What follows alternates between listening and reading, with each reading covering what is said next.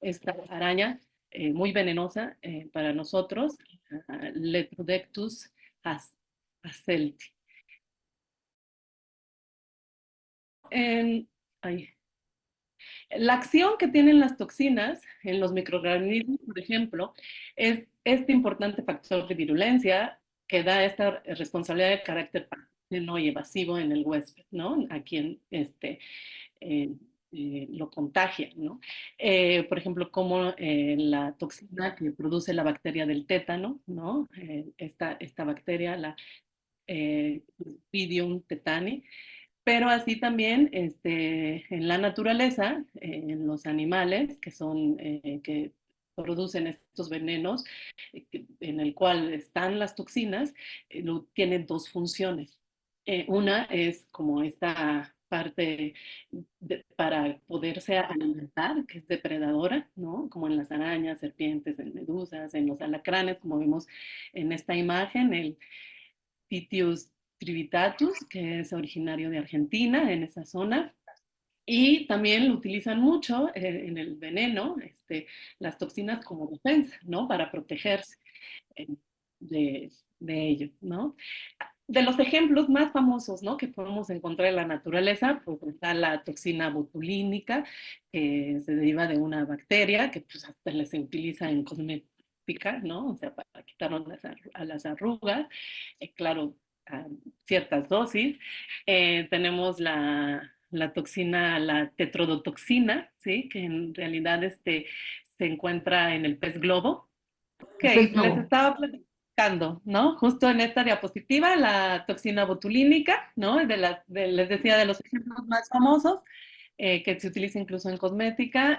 La tetrodotoxina, que está en el pez globo, sin embargo, no la produce el pez globo, es el alimento, una alga marina, es quien produce, y el pez globo, pues, la ingiere, o la toxina amatoxina alfa, que esta se deriva de este hongo, ¿no? Muy famoso que yo siempre, bueno, recuerdo, no sé si llegaron a ver a los pitufos que aquí vivían, bueno, este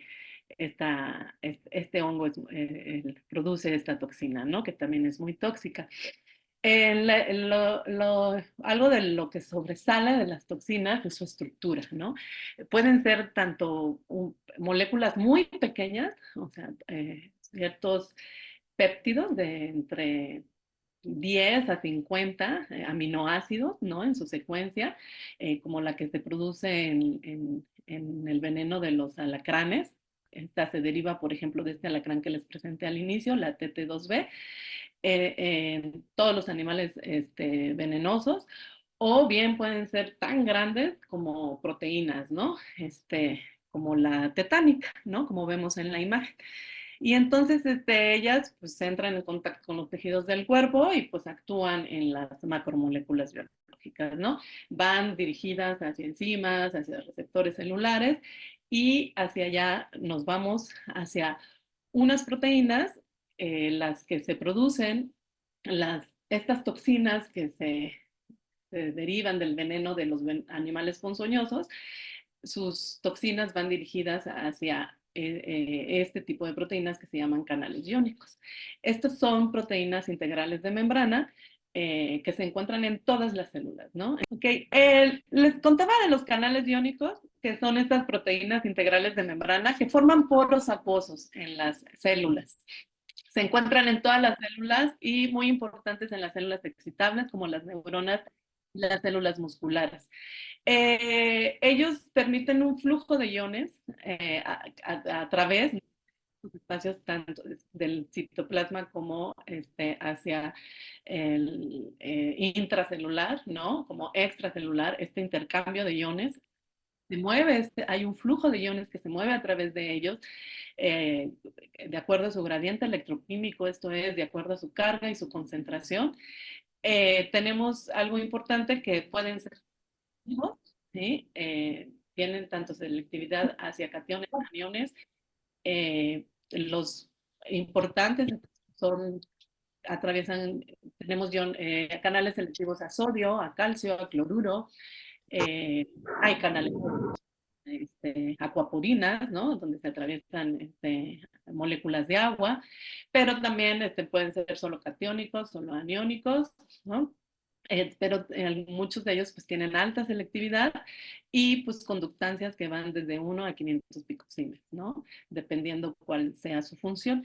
Eh, Porque tienen muchas funciones, se encuentran, son los que marcan, ¿no? Definen este potencial de acción, toda la señalización nerviosa, es gracias a ellos, digo, están en la sinapsis, tanto eléctricas, ¿no? Como químicas, ayudan a mantener la homeostasis, ¿no?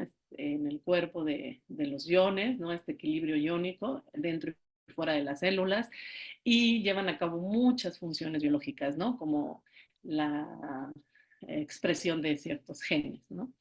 Entonces, estas proteínas son muy importantes. Se clasifican en tres grandes superfamilias, que son canales activados por ligandos. Existen, dejen a ver si no me voy. Canales de uniones en hendidura, que son los que llevan a cabo estas sinapsis eléctricas, o los voltaje. Son las tres grandes superfamilias. Y su estructura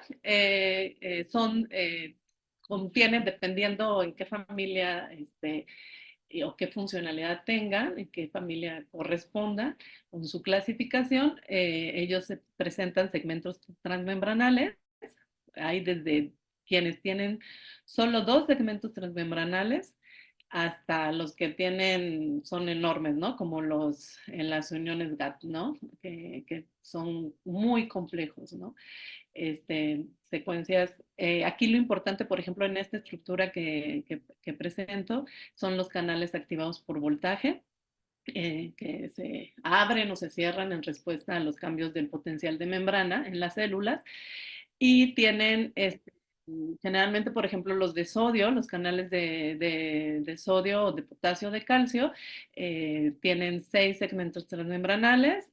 eh, los de potasio forman, por ejemplo, tetrámeros, los de calcio y los de sodio es un solo monómero que se repite este dominio, ¿no? Van dominios, pero son segmentos transmembranales, tienen el cuarto segmento, el S4, tienen muchos aminoácidos cargados positivamente, que es el sensor de voltaje, y así también tienen un segmento que no atraviesa completamente la membrana, que es lo que da la selectividad hacia esta proteína, es el que va a distinguir, ¿no? Que John sí va a atravesar y cuáles no, y a ese se le conoce como el poro.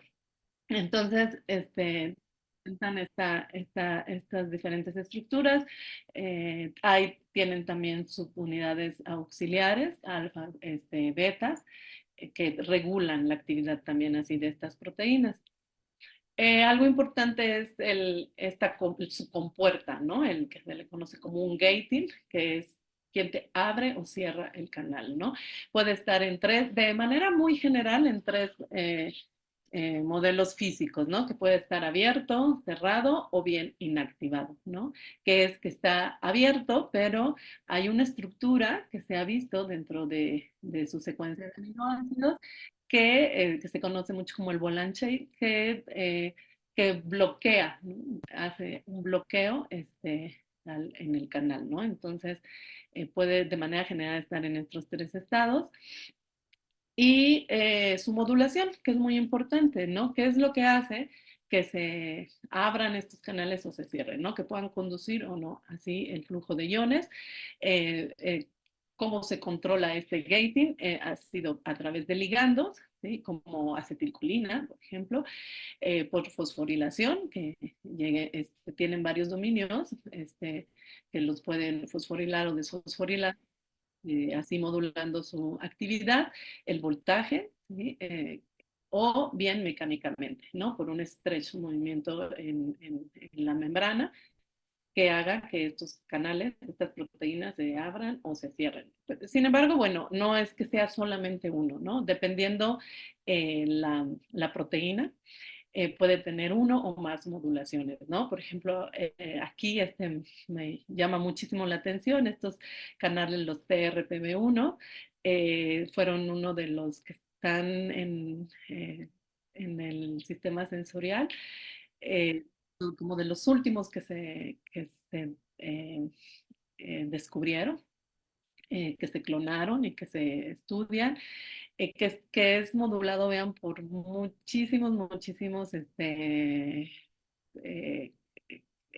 factores, como este es el famoso receptor a la capsaicina, ¿no? Que cuando comemos picante, ¿no?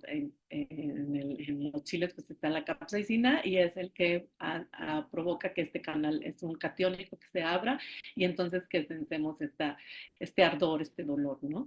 Es regulado además por fosforilación, el pH y entonces pues tiene se pueden modular de varias formas, no únicamente de una, ¿no? Estas proteínas. Y pues algo que los modula, pues son las toxinas, ¿no? Esta interacción que existe entre las toxinas y los canales pueden hacer que inhiban, o sea, o que los active, ¿no? Que aumente este flujo de corriente o que las disminuya. Entonces, se han estudiado varios mecanismos de interacción que ocasionan inhibiciones o aumento, ¿no? En su actividad. Por ejemplo, uno de ellos es el bloqueo del poro. Aquí es conocido, por ejemplo, la saxitoxina, que es parecida a la TPX, que bloquea canales de sodio. Eh, eh, diseñó la naturaleza de tal forma que interacciona exactamente con la boca del canal, ¿no? En este caso, sí, estas interacciones son de tipo sobre todo electrostáticas o tipo hidrofóbica, sí, sobre todo electrostáticas o de puentes de hidrógeno se pueden dar, son de Van der Waals, ¿no? O sea, este tipo de interacciones donde se unen a la boca del canal exactamente y bloquean el flujo. Este bloqueo es total. Existen otros que hay también de bloqueo del poro que se han visto, sobre todo estos se han estudiado mucho en toxinas de alacrán con canales de potasio activados por voltaje, donde se ha visto se le conoce como triada, porque existen los aminoácidos, por ejemplo, la lisina, la arginina, que interaccionan, ¿no? En los canales de potasio, para atraer al potasio, están cargados en la boca del poro, cargados negativamente, con aminoácidos cargados negativamente, y entonces así es como atraen también el flujo de iones, pero las toxinas también interaccionan con este bloqueo, ¿no? Con la cavidad central, ¿no? Aquí se ha visto que puede haber diferentes conformaciones en cómo se lleva a cabo estas interacciones, ¿no? Hay otro mecanismo de inhibición que es con la torreta, ¿no? De la proteína. Hay algunos canales que tienen una asa muy larga, ¿no? Antes de llegar al poro. Y aquí este bloqueo no es completo, ¿no? No es una inhibición completa, sí hay un cierto flujo que atraviesa y ahí se ha visto un cierto arreglo, ¿no? De cómo llega la toxina e interacciona más bien más con la torreta, ¿no? En este tipo de canales. Aquí se ha visto mucho en la alfa-dendrotoxina, en este canal Shaker, el 1 de potasio o en LED, canales en toxinas tanto de serpientes como de alacrán. También hay mecanismos de inhibición competitivo o no competitivo, estos que compiten, ¿no? Con el sitio de unión para estos canales, como el receptor de acetilcolina, que más bien compiten con el sitio de unión al ligando, ¿no? O bien puede ser en alguno de los segmentos transmembranales y entonces evitan que funcione correctamente el gating, ¿no? Hay de modificadores del gating que ya sea que interaccionan directamente con el sensor de voltaje, ¿sí? De la proteína y entonces evitan, ¿no? Que el flujo, o bien puede haber toxinas que no se unen directamente a la proteína, sino se unen en los lípidos, ¿no? Y entonces tienen como propiedades anfipáticas, como la toxina esta que les muestro en la figura, que se aisló de esta tarántula rosa, que es de Chile, la Grammostola spatulata. Y vean, tienen una estructura como globular, ¿no? La toxina, pero en realidad interacciona con la membrana y es indirectamente, ¿no? La modulación hacia el canal, ¿no? Ya se ha visto en este caso, potasio activado por voltaje. Y bueno, pues esta interacción, pues, ¿qué cosas tienen de malas? Pues que es las afectaciones, ¿no? Para un animalito pues que necesita cazar para alimentarse, pues es necesario, ¿no? Producir este veneno con sus toxinas para así producir como esta parálisis, ¿no? Rápido en su presa y poderse alimentar o como defensa, ¿no? Pero en nosotros, pues el que llegue un animal y ya sea que nos muerda, nos pique, pues nos va a producir igual la misma parálisis, pero a nosotros nos puede ocasionar un sinfín de eh, nos puede mandar al hospital, ¿no? O sea, nos puede dar taquicardias, no sé si aquí a alguien ya le ha picado un alacrán o que es como lo más común una abeja, ¿no? Una araña. Y entonces, dependiendo son muchos los factores, pero dependiendo por ejemplo, en el caso de los alacranes, si el animal ya se alimentó, si son bebés o son adultos, porque un bebé no puede dosificar el veneno, por ejemplo, y un adulto sí, dependiendo el tipo de alacrán, digo, no todos son tóxicos para los humanos, van a depender de muchos factores y dónde si ya se alimentó previamente, pues no va, va a ser el mismo efecto que si no lo ha hecho, ¿no? Si no ha descargado el veneno. Entonces nos puede dar muchísimas afectaciones de salud, ¿no? Como por ejemplo va hacia el veneno, es un cóctel de toxinas, ¿no? Que no solamente va dirigido hacia una de estas proteínas, sino va dirigido a varias, ¿no? Entonces puede afectarnos, nos puede dar taquicardia, interferir con la transmisión sináptica o con los potenciales de acción, por ejemplo, el potencial de acción cardíaco y haber una perturbación severa en estos procesos de excitación o de conducción, por ejemplo, el impulso nervioso, que nos dé como una parálisis, falta de la respiración.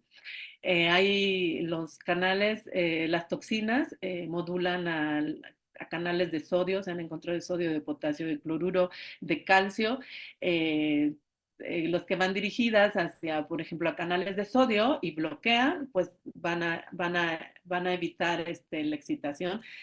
Caso contrario con los canales de potasio, ¿sí?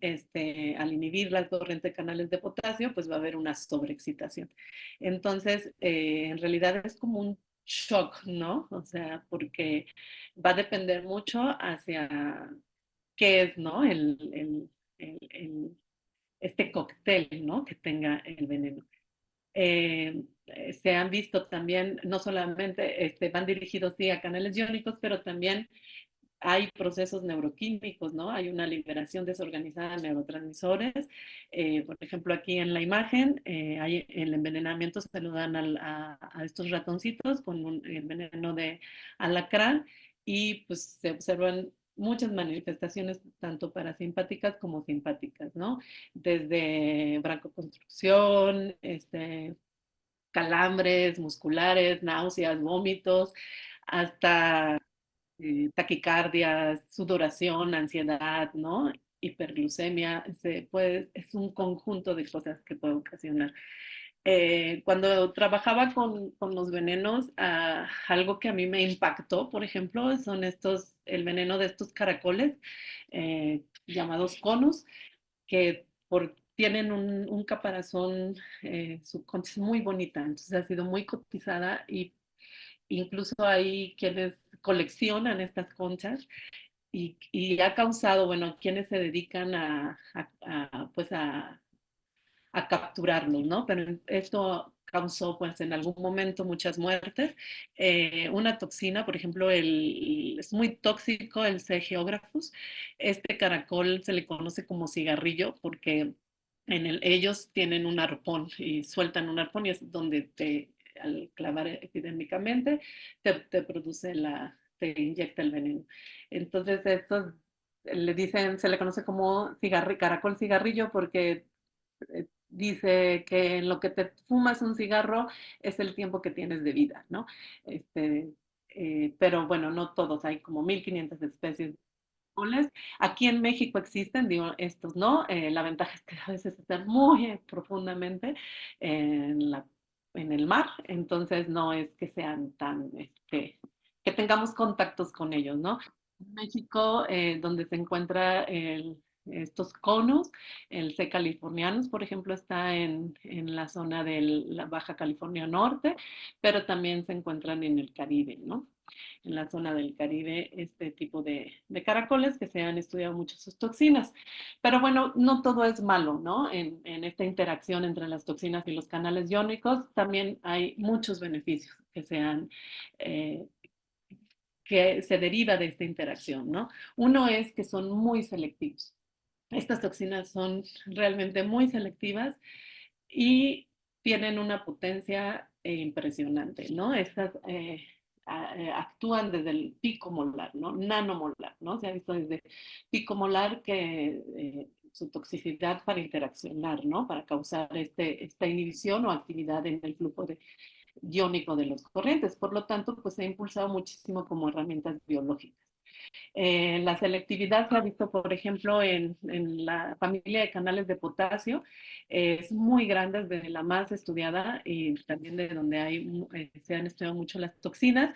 Están los activados por voltaje, si observan, presentan diferente estructura, desde los 6 segmentos transmembranales, el típico que les conté, con la del poro, como muchísimo más complejos, ¿no? Este es el famoso maxicanal, que tienen, se activa además por calcio, ¿no? Entonces, las toxinas logran discernir, ¿sí? No únicamente los diferentes canales entre las familias de potasio, sino incluso dentro de las mismas subfamilias, logran poder eh, seleccionar, ¿no? A cuál sí interaccionar y cuál no interacción, ¿no? Y esto pues les da una gran demanda, ¿no? Para el diseño de fármacos. ¿Por qué son importantes estas proteínas como fármacos? Ellas cuando están mutadas producen enfermedades que de manera general se les conoce como canalopatías. Por ejemplo, aquí este canal sensorial, el canal de sodio NAP 1.7, así se le clasifica, está relacionado con el dolor inflamatorio y neuropático. Por ejemplo, dependiendo de las mutaciones que se encuentren en su estructura, pueden producir, por ejemplo, eritromelalgia, un dolor intenso, ¿sí? O bien insensibilidad al dolor, ¿no? La insensibilidad congénita al dolor. Entonces, aquí va hacia allá, ¿no? La finalidad, ¿no? De poder, se empiezan a estudiar este tipo de interacciones, ¿no? Que existen entre las toxinas y este tipo de proteínas, ¿no? Por ejemplo, se ha descubierto toxinas contra enfermedades autoinmunes, por ejemplo, como artritis reumatoide. Ya se han visto toxinas tanto de anémona de mar como de alacrán que se unen con gran afinidad a un canal de potasio, el KB1.3. Vean en pico molar, para poder desarrollar, él está relacionado con esta enfermedad. en las conotoxinas, que así se les conoce a las toxinas que se derivan del veneno de estos caracoles, de los conos.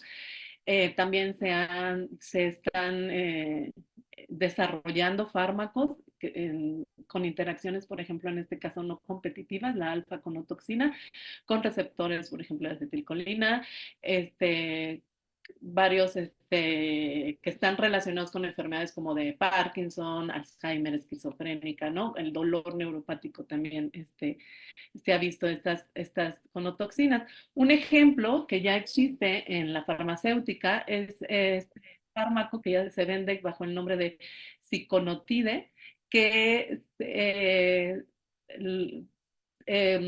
esta toxina sale de uno de estos tipos de este caracol del Conus magus, que es de este tipo de caracoles marinos, va dirigido hacia un canal de calcio que está relacionado con el dolor crónico.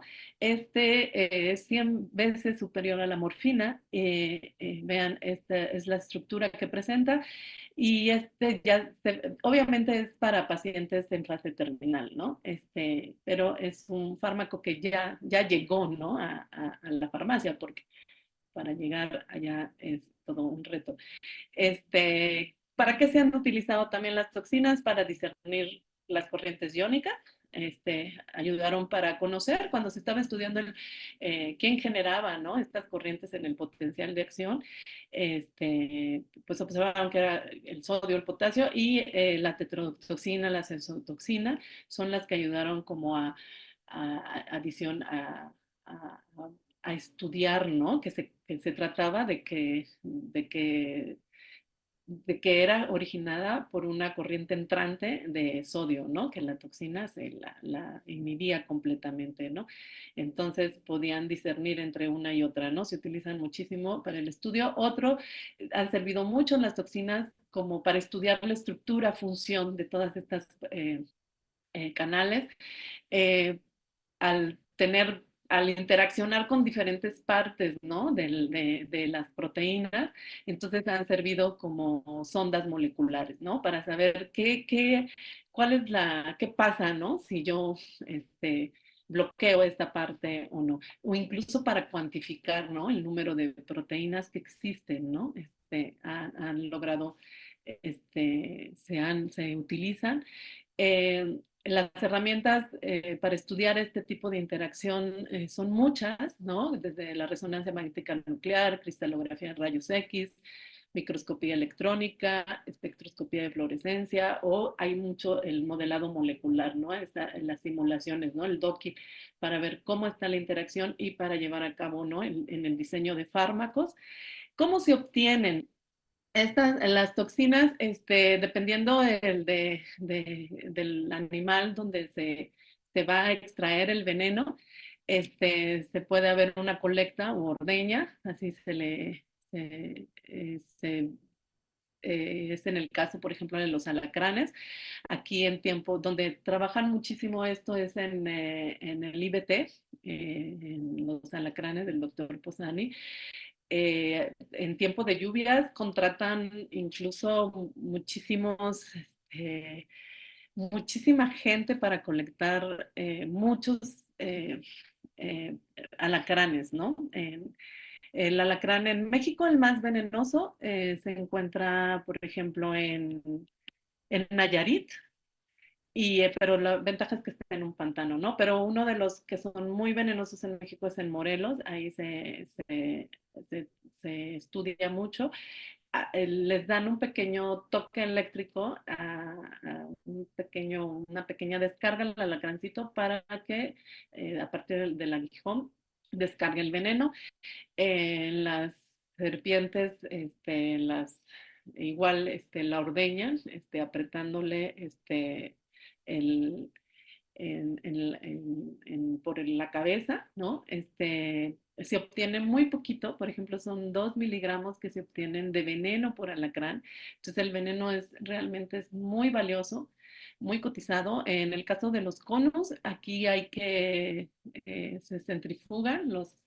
Yo recuerdo que me tocó ir a Ensenada, ahí teníamos que esperar a que la marea bajara para ver, ir y colectar. El Conus californianus de ahí no es tóxico para los humanos. Sin embargo, el hecho de que no sea tóxico, sus toxinas, en su veneno, existen toxinas que van dirigidas hacia, ¿no?, los diferentes canales.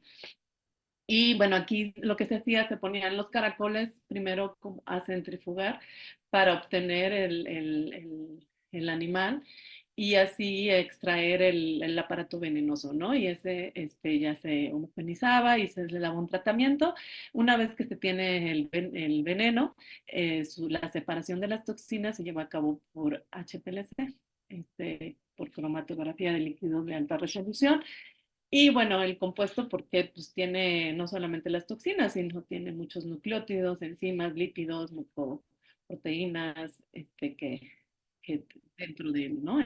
Por ejemplo, en el caso eh, de las serpientes, incluso las fosfolipasas, ¿no?, que nos llegan a causar necrosis, ¿no?, en la piel. Y bueno, traigo aquí un video, pero no sé si se vaya a proyectar. Voy a intentarlo y me dicen si sí se escucha y si se va a observar.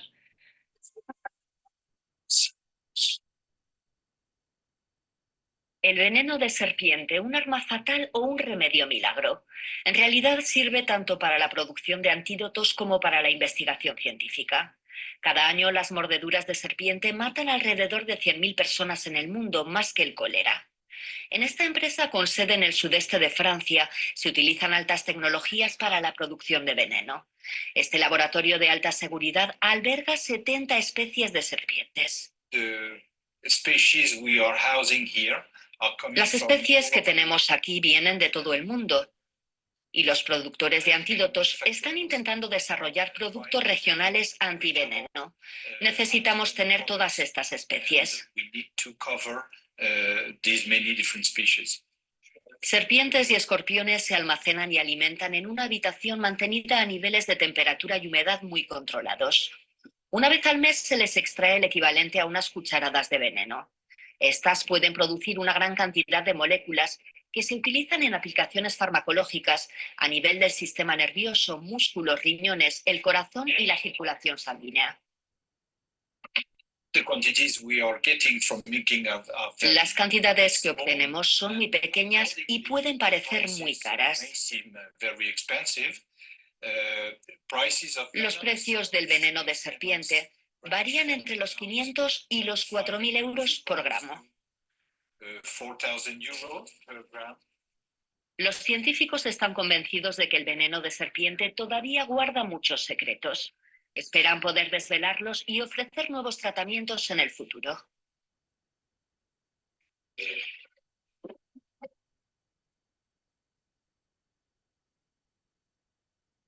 Ok, ya es Ok, el número de toxinas que se han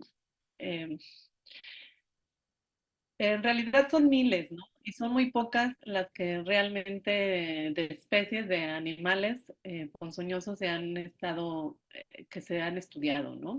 Los venenos más, que hay mucho más investigación en cuanto a la obtención de toxinas y el estudio de la estructura e interacción con los canales o estas proteínas, ha sido en serpientes, en arañas, les digo, en los conus, escorpiones, anémonas, abejas y avispas. Existen miles, ¿no? Y solo una pequeña fracción realmente se ha caracterizado.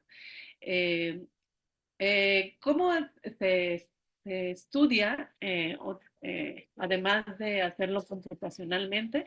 Aquí nosotros podemos realizar técnicas de corriente voltaje, ¿sí?, de fijación de voltaje. Puede ser con 2 electrodos, que es muy común. Se utilizan los ovocitos de una especie de rana africana que se llama Xenopus levis. Aquí, si recuerdan sus clases de prepa, te digo, ¿no? ADN, RNA, proteína. Lo que se hace es inyectar directamente el RNA de la proteína en la célula, en el ovocito, y con la propia maquinaria de esta célula va a expresar, hay una sobreexpresión en realidad de la proteína y como es de membrana, pues se sobreexpresa en toda la membrana de esta célula. Una de las ventajas que tiene es que no necesita grandes condiciones para mantener, ¿no? La, estas células, ¿no? Son muy resistentes. Y así se puede llevar a cabo con electrodos el registro de este flujo de corriente. Por ejemplo, en este caso, aquí viene un ejemplo. Aquí sí se ve, pues es la suma de todas al momento que uno da, por ejemplo, el estímulo, ¿no? Y das voltaje, pues observas la corriente a través de todos los canales que se abren por el estímulo. Y así directamente se puede evaluar las fracciones de veneno, ¿no? O la toxina, si en caso ya se tiene. Otra técnica mucho más fina es la técnica de Pashklam, que aquí podemos llevar a cabo el registro de menor cantidad, ¿sí? Ya puede ser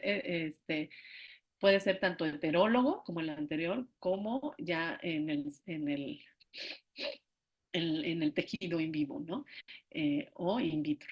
Y aquí se puede evaluar también la toxina y aquí una de las ventajas que tiene mucho más fina esta técnica es que una, pues utilizas menos cantidad, ¿no? De toxina y la otra es que va, es dirigida, ¿no? O puedes observar la corriente de una sola proteína o de muy pocas proteínas. Entonces, estas dos técnicas se utilizan para evaluar ya la interacción, ¿no? Ya ver si va a tener actividad tu fracción o no, o ver qué le está haciendo al canal, ¿no? En qué parte está modulando, ¿no? En el gating. Eh, por ejemplo, aquí hay un registro, ¿no? Se evaluó una toxina sobre unos canales de potasio. Podemos ver la corriente mayoritaria es del canal y al momento que se adiciona la toxina, cómo bloquea prácticamente la corriente, ¿no? No al 100%, pero prácticamente se la lleva. Se evaluó una toxina, por ejemplo, recombinante, ¿no? Aquí ya se había estudiado su interacción con este tipo de canales, se estaba buscando ver qué tan selectiva era entre las familias y era una toxina que se obtuvo a partir de bacterias, ¿no? Que se va para allá, ¿no? Por ejemplo, esta revisión a mí me gusta mucho porque vienen, ¿no? Los efectos de todas las toxinas que se han encontrado en los diversos venenos de animales ponzoñosos sobre los canales de sodio activos por voltaje y cómo viene, ¿no? El registro, vean, un estado cerrado, no hay un flujo de corriente, un estado abierto, una corriente entrante, y el estado inactivado, pues está abierto, pero no hay flujo, ¿no? Se cierra, digamos, otra vez el canal. Y como los diversos venenos, como por ejemplo en este caso la TTX, o toxinas, como hay desde los que modulan, que bloquean completamente la corriente, hasta cómo se han encontrado, ¿no? Por ejemplo, en este caso, en alacrán, en araña, conos, anémona, serpiente, los que llevan a cabo no tanto un bloqueo en la apertura del canal, sino afectan la inactivación, ¿no? Dejan que esté más tiempo, por ejemplo, abierto, ¿no? Entonces, o los que parcialmente, por ejemplo, en araña, ¿no? Y entonces ahí se va viendo, se puede hacer este estudio de la funcionalidad. ¿Por qué es importante? Por ejemplo, en el caso, eh,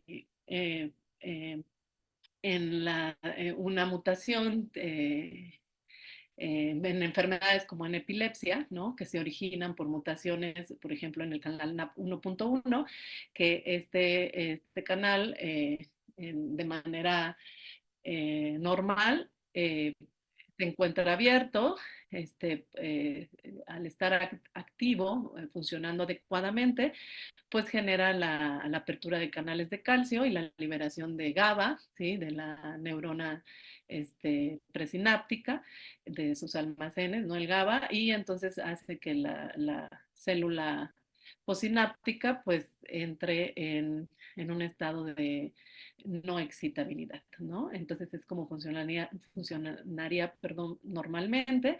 eh, y cuando existe una mutación en NAP1.1.1 que no logra, está completamente cerrado, no se lleva a cabo esta liberación y por lo tanto hay una hiperexcitabilidad y se ocasiona epilepsia. Este es el famoso síndrome de Dravet.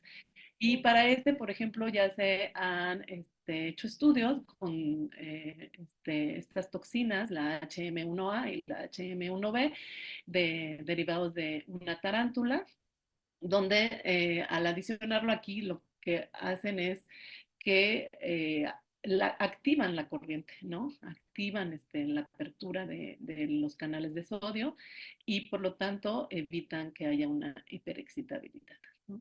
Entonces, bueno, con esto concluyó la charlita. Espero les haya gustado. Y muchas gracias por invitarme. Muchas gracias por tu participación.